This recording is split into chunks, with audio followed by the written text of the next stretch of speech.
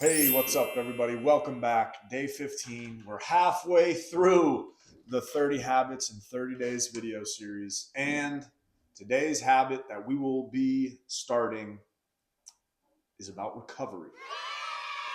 And what that means is that we will be creating a winding down routine before bed. Okay, so a winding down routine.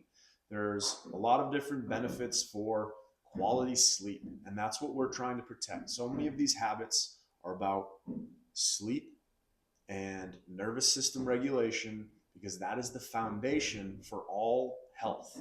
Okay, all of these habits have been building and stacking sequentially in order because this is what I have learned and experienced as the best like foundation of habits for optimal human health. Obviously, everybody has different goals in life and things you want to aspire to and achieve, but these habits will fit for everybody. Everybody needs the appropriate amount of sleep if they want the ideal life, whether you're an athlete or a scientist or, you want to be a good mom. All right? It doesn't matter who you are or what you want to be. Getting better sleep, learning how to manage your emotions and regulate your nervous system, all of these things will be beneficial for you. All right. So, a winding down routine. There's different things that different people can do. Sometimes taking a hot shower or a hot bath can help kind of wash off some of that stress, relieve some of that stress. The biggest thing I feel like the winding down routine does is it helps us discharge any leftover emotional energy or gunk that we're still holding on to from our day. So if we work in a stressful job or we have relationships that are stressing us out, there are things in our external world that are stressing us out or circumstances we're worried about. Before we go to sleep at night, we want to be able to let all of that go.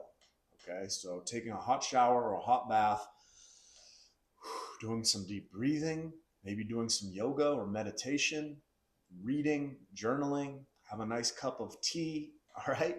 So there are tons of different things that we can try to implement into our winding down routine.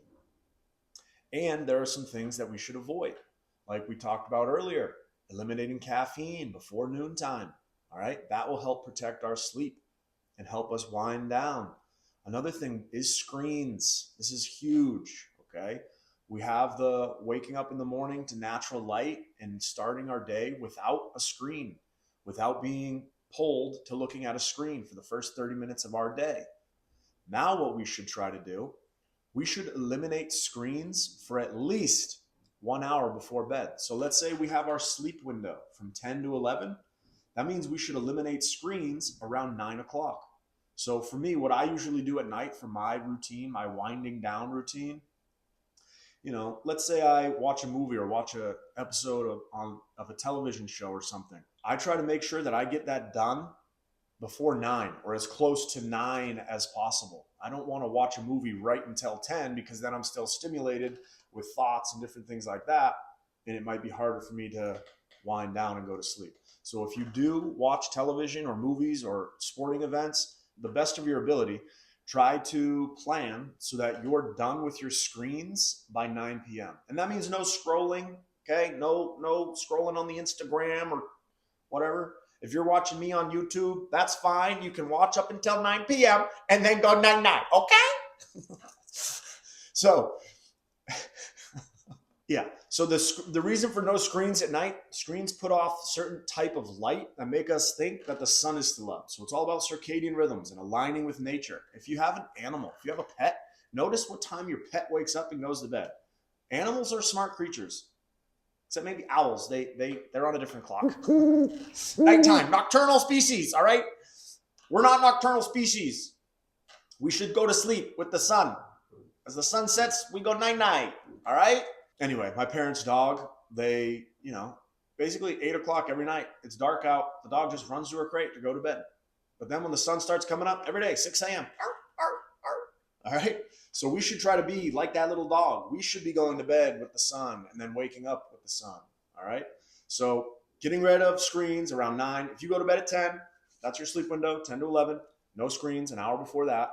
So then you want to focus on, maybe taking a hot shower, hot bath, some nice tea, chamomile tea, kava tea. Journaling. Did you do your journaling yet? Do some journaling. Get your stress out, okay? Get it out. Let go of the day. Create a to-do list for tomorrow. Did you do your reading yet? Do some reading before bed. If you are going to be on screens, you can get like blue light blocker glasses. Okay, blue light blocker glasses, or the screen thing on your screen that, you know, nighttime viewing or whatever. But you really should shut it down an hour before bed, so that way you can wind down. And over time, your body gets in that rhythm and that habit, and you know, hey, it's getting to be bedtime.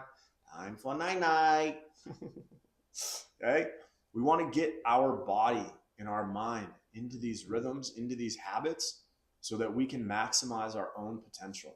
All right? We can have better sleep quality, which improves all other aspects of our life, our mood, our emotions, our energy levels, so that we can optimize what we're doing in the daytime at work or at school, or the things that we're trying to accomplish in our life. So that's what we'll be doing for the remainder of the 30 habits in 30 days. We'll just be adding this on, creating a nice winding down routine. Usually for me, that means shutting the television off or the computer off. If I'm on, typing on my computer, writing my, sometimes what I do is I take my journal entries and I put them into ChatGPT, and I have ChatGPT be my therapist and give me some stuff. I'm like, all right. So if you use ChatGPT as your therapist, be careful, because I don't know. Sometimes it's nice, but sometimes it'll just human connection. Maybe human connection. Maybe we need some human connection. Maybe that'll be one of the other habits. Nah. Anyway, a winding down routine. Okay. So for me, usually what it is, shut off the screens at 9. I go get in bed. I've already had my tea. I usually have my tea before that, so that way I don't wake up in the middle and I have to go pee-pee. Okay. So, did you just say pee-pee? You said pee-pee. I'm a little teapot, short and stout. Here is my handle, here is my spout. When I get all steamed up, hear me shout. Lois, it looks as if Puddles has done it again. Goodness, he's wet everything. Ha, ha, ha. Anyway, focus. All right. My bad. So usually 9 o'clock, screens off, get in bed. I brush my teeth, go to the bathroom, and then I get in bed and I journal and I read. And I usually read until I'm tired. And I'm like, time for bed. Okay, bye-bye. Anyway, you can find what works for you. Try some things out. The biggest thing is you want to start winding down. You want to let go of the stress that you picked up throughout the day. So whatever you got to do to get that stuff out. I don't suggest working out too close to bedtime, because that'll get your energy up. All right. So you should, if you're going to work out at night, make sure you have at least 2 hours before you're done working out and you're trying to go to sleep. All right. 2 hours will be enough time to kind of wind it down, take a shower, read, decompress, all that stuff. But basically, recovery for sleep, the winding down routine is about decompression, letting go of the stress for the day, breathing, surrendering, and getting that nice, deep, peaceful sleep. All right.